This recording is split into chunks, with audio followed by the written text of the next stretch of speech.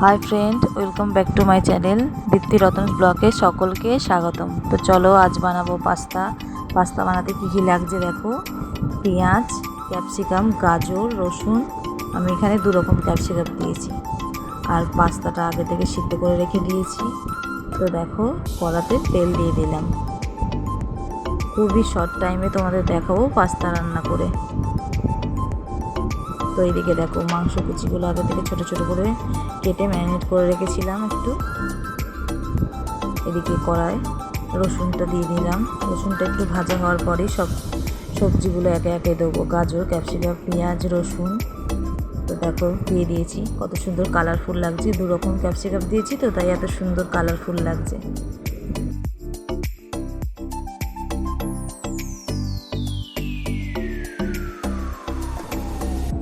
এবার এরপর দিয়ে দিলাম সস,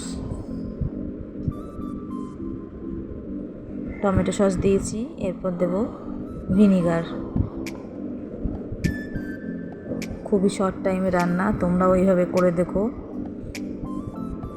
তো এই দেখো সিদ্ধ করা পাস্তাগুলো এবার এর মধ্যে দিয়ে দেবো একে একে।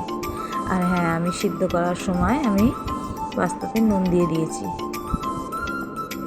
আর যদি অল্প একটু লাগে তো পরে দেবো আবার। তো আমি নুন দিয়ে সিদ্ধ করে নিয়েছি পাস্তাটাকে। তো বন্ধুরা এইভাবে করে দেখো, খুবই কম সময়ে খুব তাড়াতাড়ি চটজলদি রান্না। সব বাড়িতেই ছোট বাচ্চা আছে, বাচ্চারা পাস্তা খেতে তো সবাই ভালোবাসে। খুব শর্ট টাইমে এই রান্নাটা হয়ে যাবে। তো দেখো আমার পাস্তা রান্না কমপ্লিট। এদিকে দেখো সয়া সস দিয়ে দিলাম। তো আমার রান্না পাস্তা কমপ্লিট। তো দেখো কত সুন্দর দেখতে হয়েছে পাস্তাটা। তো তোমরা এইভাবে কিন্তু করে দেখো। আর তোমরা কিভাবে পাস্তা রান্না করো এটা কিন্তু আমাকে কমেন্টে জানিও। তো চলো বন্ধুরা, আজ ভিডিওটা এখানেই শেষ করছি। দেখা হচ্ছে আবার পরের ভিডিওতে। তো চলো, টাটা।